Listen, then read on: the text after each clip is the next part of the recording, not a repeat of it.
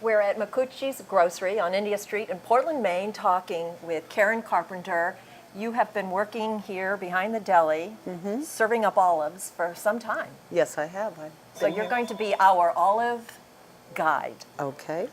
So in front of us, you put out all kinds of different olives, and the main thing I'd like to know is, how do I know which olive is which? Okay, well, we have in our assortment here, we have from Italy a green Sicilian olive, large green olive. They do have a salty flavor. We also have a mixed variety here, which has some Niçoise from France. We have Italian. We have some Greek Kalamatas in there. And then these are our Kalamata olives from Greek. And we have a Moroccan oil-cured olive, too, which is a very salty olive. All of these olives have different flavors to them.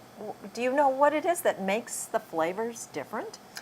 Well, it's the brine. I would assume the brine and the salt that's been added to the olive. As we go down here to the Castelvetranos, which are a beautifully fruity olive, not very salty, and a very popular olive here at Micucci's.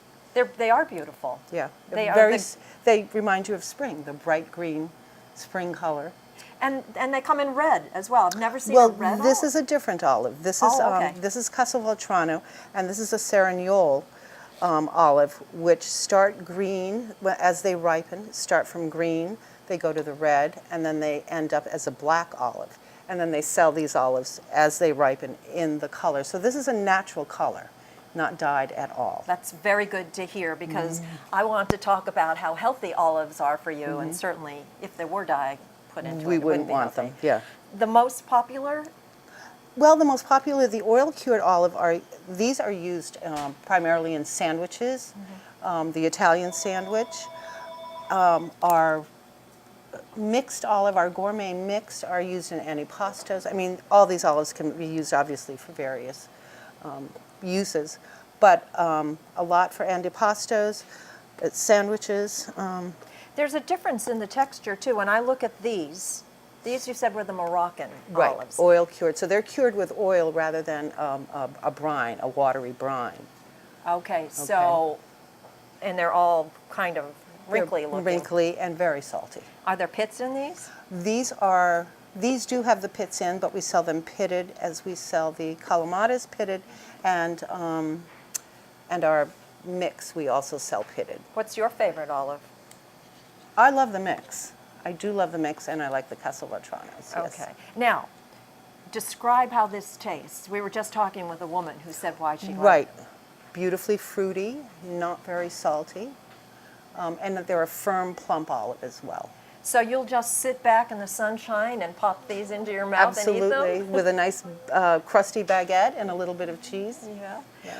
Are there questions that people ask you, that customers ask you when they come in to buy olives? Well, they'll ask specifically about the oil cured for the sandwiches. They'll want to know which olive is used in sandwiches. I mean, you can use the pitted Kalamatas as well, but these are primarily used. And then the gourmet mix as well for the antipasto, because then you have a variety there. So I was doing a little reading about olives last night, and I read that olive trees last hundreds and hundreds of years, which I thought was kind of neat. I also read that you cannot pick an olive off the tree and just eat it because it's so bitter. Interesting, yeah. And you mentioned that these are cured, Right. so I guess that's what makes them edible. Exactly. Or tasty, Probably, at yeah. least. So the difference is this is in oil, for instance, and yet some of them are in brine, which Right, is a salty. salted brine, right. And you taste that salt. You do, right. Okay. The other thing I read, the Kalamatas, are these very popular? Very much so, yeah. The Greeks, yeah. The Greek Kalamatas. I read that you can't call, at least over in Europe, in the European Union, you cannot call a Kalamata olive a Kalamata unless it was actually grown in the Kalamata region, I guess it is. So I'm sure it doesn't happen here, but in some stores you might see in the United States Kalamata type olives. Yes, you But- could. But these are These, I believe, yes. are imported and are imported, yes. okay. So tell me about your job. They don't come like this. No, we get them in large vats in the brine, And so we take them and package them as you see here. We can package them to order for customers, or we package them as this, and they can just sort of grab and go, as we call it. Do you have olive tastings? We put olives out to taste. Yep, we do quite often. I think that you have to have a taste for an olive. I don't think that, not everybody likes the taste. It seems to be a love-hate or either end of the spectrum. And it's the saltiness too. Some people are. They don't like that Right. saltiness. Right. Okay.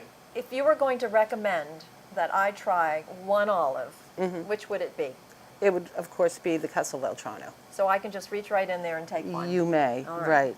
These look like miniature apples. Aren't they beautiful? They are. Yeah. Is there I going think to be I'll a join pit? you. Is there a pit? There is a pit in here. Okay. Yeah. Delicious.